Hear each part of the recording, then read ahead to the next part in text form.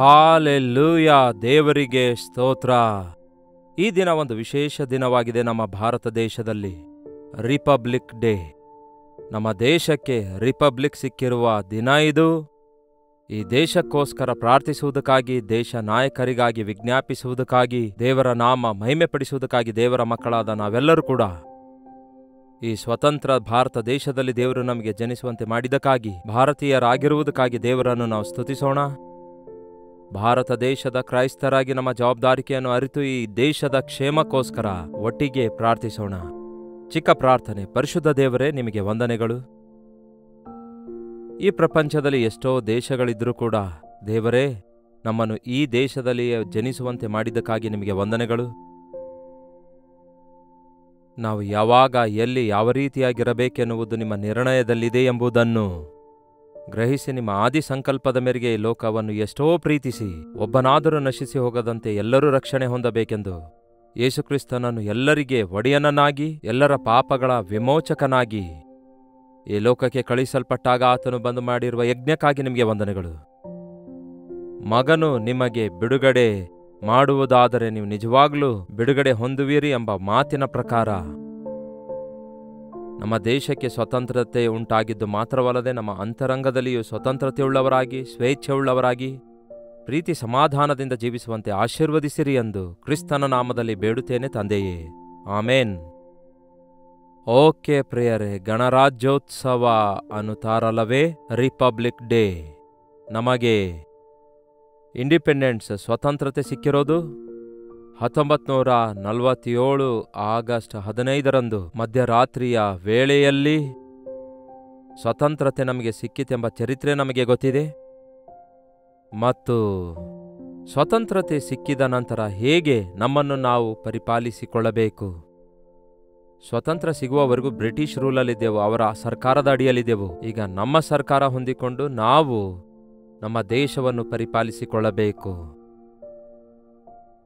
ಅದಕ್ಕಾಗಿ ಮೇಧಾವಿಗಳೆಲ್ಲರೂ ಕೂತುಕೊಂಡು ವಿವಿಧ ಮತಗಳೊಂದಿಗೆ, ಕಲ್ಚರ್ಸ್ಗಳೊಂದಿಗೆ, ಫೇತ್ನೊಂದಿಗೆ, ಭಾಷೆಗಳೊಂದಿಗೆ, ಆಹಾ, ಭಾರತ ದೇಶ ಎಷ್ಟು ಧನ್ಯದ ದೇಶವಾಗಿದೆ ನೋಡಿ.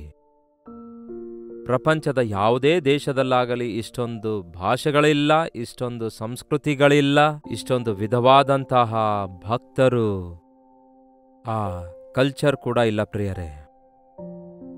ನಮಗೆ ಬಹಳ ಆಶ್ಚರ್ಯವಾಗಿರುತ್ತೆ. ನಾವೇನಾದರೂ ಸ್ವಲ್ಪ ಈಸ್ಟ್ಗೆ ಹೋದರೆ ಅವರ ಭಾಷೆ, ಅವರ ಮುಖವರ್ಚಸ್ಸುಗಳು ಬೇರೆಯಾಗಿರುತ್ತವೆ. ಸೌತ್ಗೆ ಹೋಗಿ ನೋಡಿದ್ರೆ ಇನ್ನೊಂದು ರೀತಿಯಾಗಿರ್ತವೆ, ನಾರ್ತ್ನಲ್ಲಿ ಇನ್ನೊಂದು ರೀತಿಯಾಗಿರ್ತವೆ. ಎಷ್ಟು ಭಾಷೆಗಳಿವೆ ಗೊತ್ತಾ ನಿಮಗೆ ಭಾರತ ದೇಶದಲ್ಲಿ? ಕೆಲವೊಂದು 100 ಭಾಷೆಗಳಿವೆ. ಪ್ರಪಂಚದಲ್ಲಿರುವ ಭಾಷೆಗಳಲ್ಲಿ ಅರ್ಧದಷ್ಟು ಇಂಡಿಯಾದಲ್ಲಿಯೇ ಮಾತಾಡ್ತಾರಂತೆ.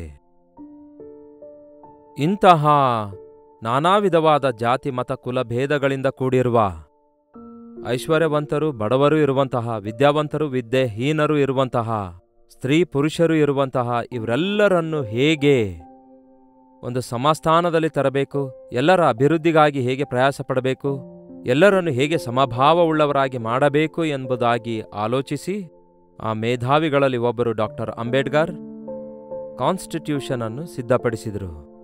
ನಿಮಗೆ ಗೊತ್ತಾ, 3 ವರ್ಷ ಕಾಲ ಹಿಡಿದಿತ್ತು. 47 ಆಗಸ್ಟ್ ತಿಂಗಳಲ್ಲಿ ನಮ್ಮ ಭಾರತ ದೇಶಕ್ಕೆ ಸ್ವಾತಂತ್ರ್ಯ ಸಿಕ್ಕಿತು.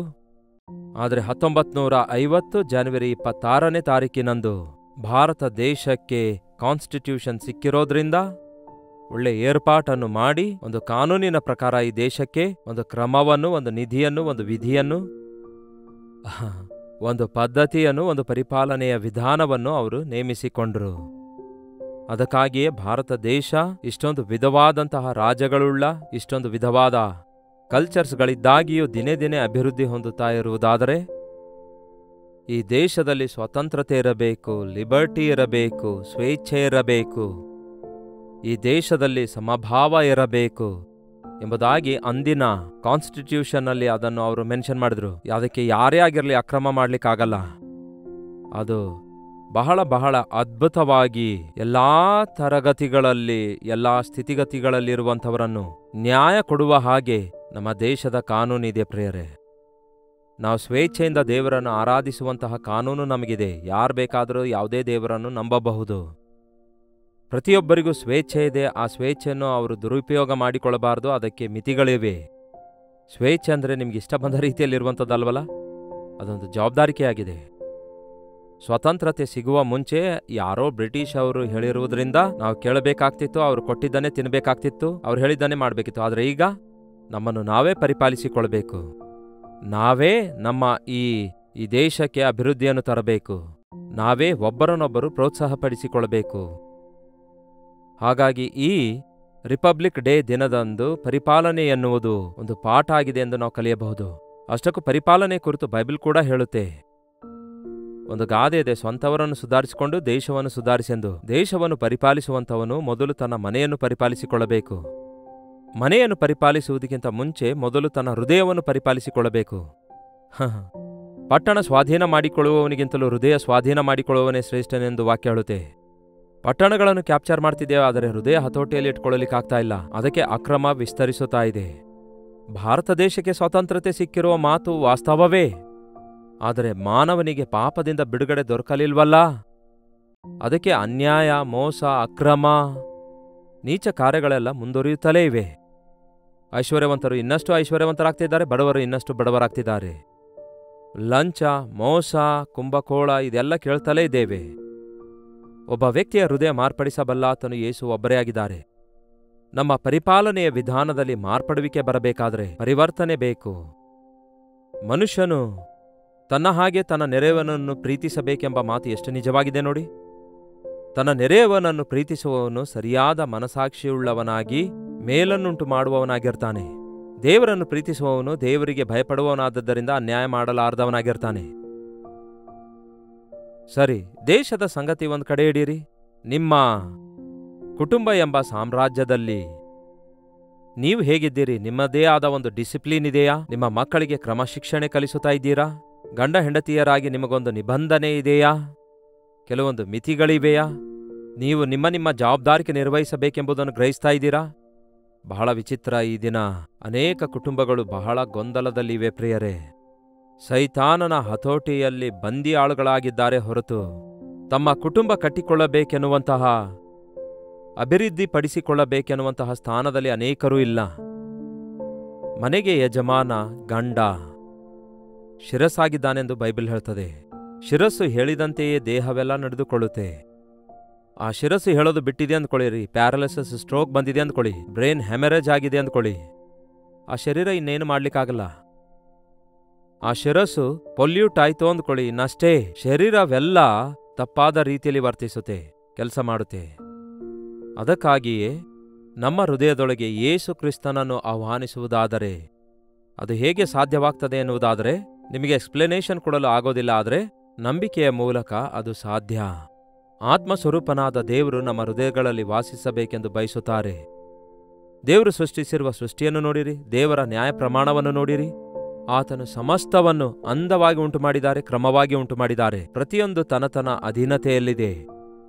ಸೂರ್ಯನು ತಿರುಗಾಡ್ತಿದ್ದಾನೆ, ಚಂದ್ರನು ತಿರುಗಾಡ್ತಿದ್ದಾನೆ, ಗ್ರಹಗಳೆಲ್ಲ ತಿರುಗಾಡ್ತಿವೆ.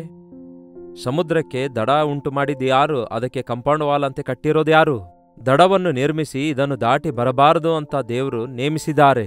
ಹಡಗು ದಡ ದಾಟಿ ಬರಲ್ಲ, ಮತ್ತೆ ಹಿಂತಿರುಗಿ ಹೋಗ್ತವೆ.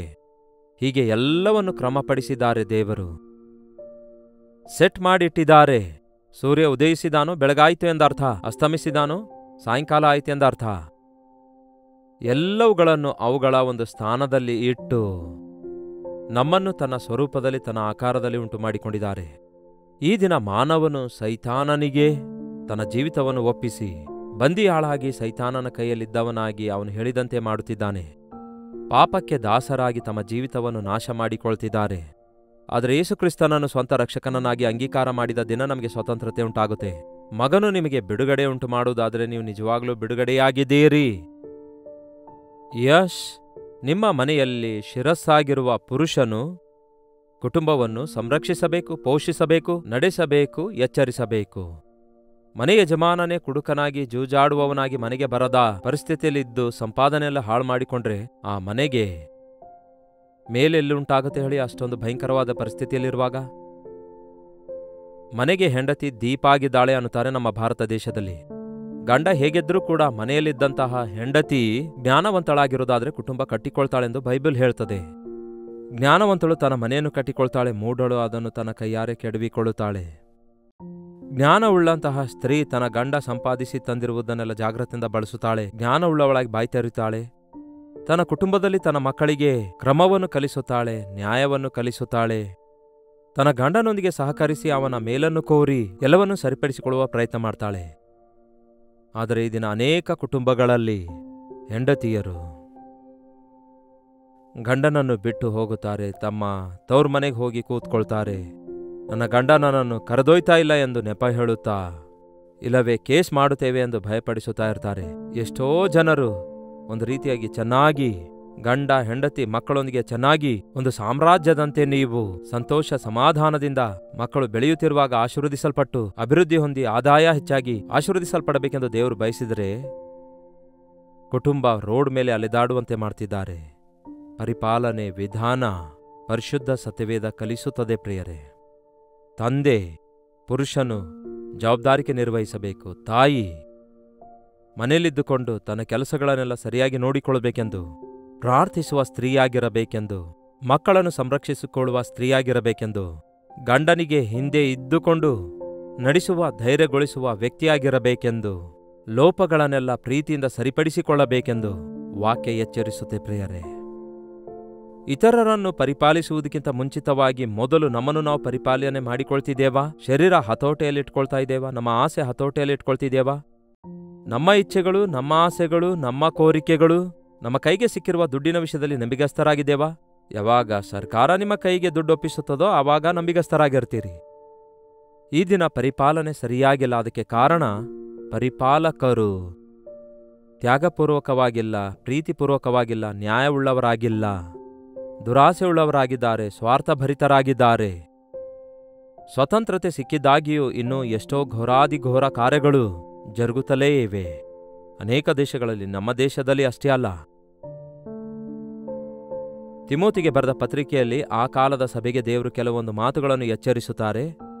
ಮೊದಲನೇ ತಿಮೋತಿಯನಿಗೆ ಬರೆದಂತಹ ಮೊದಲನೆಯ ಪತ್ರಿಕೆ 3ನೇ ಅಧ್ಯಾಯ 1ನೇ ವಚನ. ಯಾವನಾದರೂ ಸಭಾಧ್ಯಕ್ಷನ ಉದ್ಯೋಗವನ್ನು ಪಡೆದುಕೊಳ್ಳಬೇಕೆಂದಿರುವವನು ಒಳ್ಳೆ ಕೆಲಸವನ್ನು ಅಪೇಕ್ಷಿಸುವವನಾಗಿದ್ದಾನೆಂಬ ಮಾತು ನಂಬತಕ್ಕದಾಗಿದೆ. ಅಧ್ಯಕ್ಷನು ಸಭಾಧ್ಯಕ್ಷನು ಇರುವಂಥದ್ದು. ಇಂಗ್ಲೆಂಡ್ ಅಮೆರಿಕ ದೇಶಕ್ಕೆ ಅಧ್ಯಕ್ಷರಿರ್ತಾರೆ, ನಮಗೂ ಇದ್ದಾರೆ. ಹಾಗೆ ನಮಗೆ ಪ್ರಧಾನಮಂತ್ರಿ, ಪ್ರೈಮ್ ಮಿನಿಸ್ಟರ್, ಚೀಫ್ ಮಿನಿಸ್ಟರ್ ಎಂಬುದಾಗಿರ್ತಾರೆ, ಹೌದಲ್ಲವೇ? ಸೊ ಇವರೆಲ್ಲರಿಗೆ ಜವಾಬ್ದಾರಿಕೆ ನಿರ್ವಹಿಸಲ್ಪಟ್ಟಿದೆ ಒಂದೊಂದು ರಾಜ್ಯಕ್ಕೆ, ಆಲ್ ದ ಹೋಲ್ ಒಂದು ದೇಶಕ್ಕೆ, ಹೌದಲ್ಲವೇ? ಒಂದು ವ್ಯವಸ್ಥೆಯನ್ನು ನಡೆಸಬಲ್ಲಂತಹ ಕಾನೂನಿನ ಪ್ರಕಾರ ನ್ಯಾಯವಾಗಿ ನಡೆಸುವುದಕ್ಕಾಗಿ ನಾಯಕರು ಬೇಕು. ನಾಯಕರಾಗಿ ಇರುವಂಥದ್ದು ನಿಜವೇ ಸುಲಭವಾದ ಕೆಲಸವಲ್ಲ. ಒಬ್ಬ ಬಾಸ್ ಆಗಿರುವುದು ಸುಲಭವೇ. ಬಾಸ್ ಆಗಿ ಕುರ್ಚಿಯಲ್ಲಿ ಗುಂಡಿಗೆ ಸುತ್ತಾಡುತ್ತಾ ಮಾಡ್ರಯ್ಯ ಕೆಲಸ ಅನ್ನುವುದು ಸುಲಭ. ಆದರೆ ನಾಯಕನು ಮುಂದೆ ಇದ್ದುಕೊಂಡು ಮಾಡಿ ತೋರಿಸುತ್ತಾ ಹೇಳುತ್ತಾನೆ ಹೊರತು ಬಾಯಿಂದ ಹೇಳಲ್ಲ, ಮಾಡಿದ್ದನ್ನೇ ಹೇಳುತ್ತಾನೆ, ಮಾದರಿಯಾಗಿರುತ್ತಾನೆ, ಜವಾಬ್ದಾರನಾಗಿರ್ತಾನೆ. ಹಾಗಾಗಿ ನಾಯಕನ ಕೆಲಸ ಬಹಳ ದೊಡ್ಡದು. ಅಧ್ಯಕ್ಷನಾಗಿರಬೇಕೆಂದಿರುವವನು ಜವಾಬ್ದಾರನಾಗಿರಬೇಕು.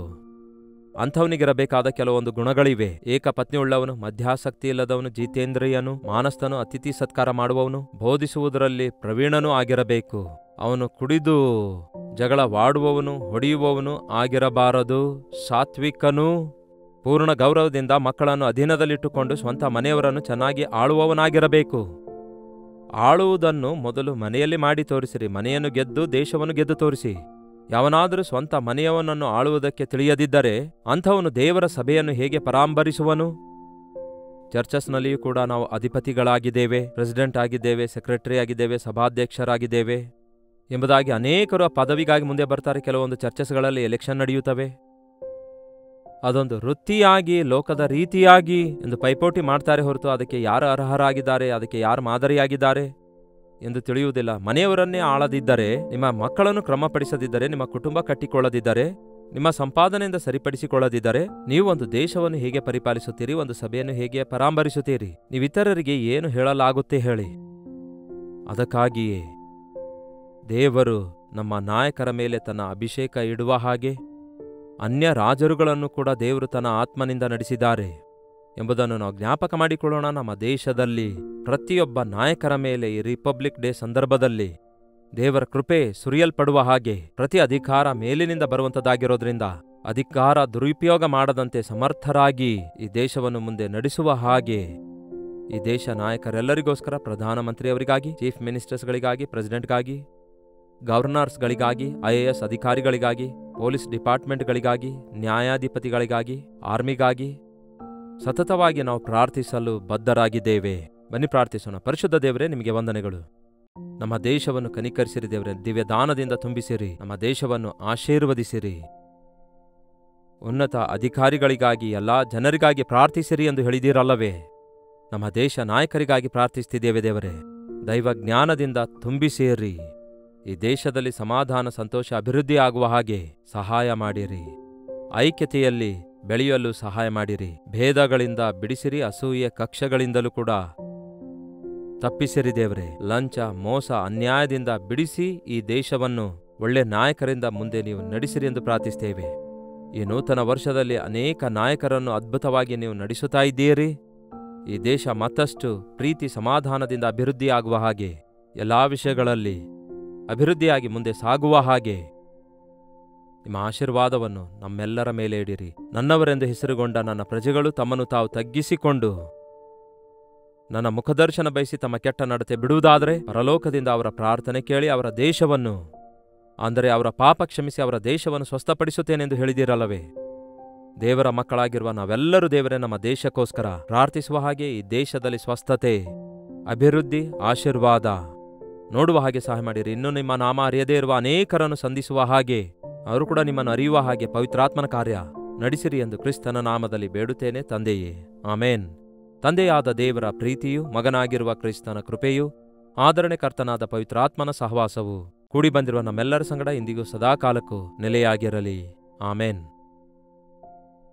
ದೇವರಿಗೆ ಸ್ತೋತ್ರ. ನಿಮ್ಮ ಪ್ರಾರ್ಥನಾ ಮನವಿ 8939731313 ನಂಬರ್ಗೆ, ಇತರ ದೇಶದಿಂದಲೂ ಸಹ ವೀಕ್ಷಿಸುವುದಾದರೆ ಇದೇ ನಂಬರ್ಗೆ ಒಂದು ಟೆಕ್ಸ್ಟ್ ಇಲ್ಲವೇ ವಾಯ್ಸ್ ಮೆಸೇಜ್ ಮೂಲಕ ವಾಟ್ಸಪ್ ಕಳಿಸಿಕೊಡಿರಿ. ನಿಮಗೋಸ್ಕರ ಪ್ರಾರ್ಥಿಸ್ತಿದ್ದೇವೆ. ನಿಮ್ಮ ಕುಟುಂಬ ಪರಿಪಾಲಿಸಿಕೊಡುವಂತಹ ಜ್ಞಾನ ನಿಮಗೆ ಬೇಕಾಗುವುದಾದರೆ, ನಿಮ್ಮ ಮನೆಯಲ್ಲಿ ದೇವರ ಸನ್ನಿಧಿ ಬೇಕಾದರೆ ಪರಿಶುದ್ಧ ಸತ್ಯವೇದವನ್ನು ಓದಿರಿ. ಭಾರತ ದೇಶದ ನಾಯಕರಾಗಿ ದೇಶಕ್ಕೋಸ್ಕರ ಪ್ರಾರ್ಥಿಸೋಣ. ನಾವು ನ್ಯಾಯವಾಗಿ ಜೀವಿಸಿ ಅನೇಕರನ್ನು ಕರ್ತನಿಗೋಸ್ಕರ ಸಂಪಾದಿಸೋಣ. ಕರ್ತನ ಚಿತ್ತವಿರುವುದಾದರೆ ಮತ್ತೆ ನಾಳೆ ಇದೇ ಅನುದಿನದ ಧ್ಯಾನ ಎಂಬ ಕಾರ್ಯಕ್ರಮದಲ್ಲಿ ಮತ್ತೆ ಭೇಟಿಯಾಗೋಣ. ಅಲ್ಲಿವರೆಗೂ ದೇವರ ಮಹಾಕೃಪೆ ನಿಮ್ಮೆಲ್ಲರೊಂದಿಗಿರಲಿ.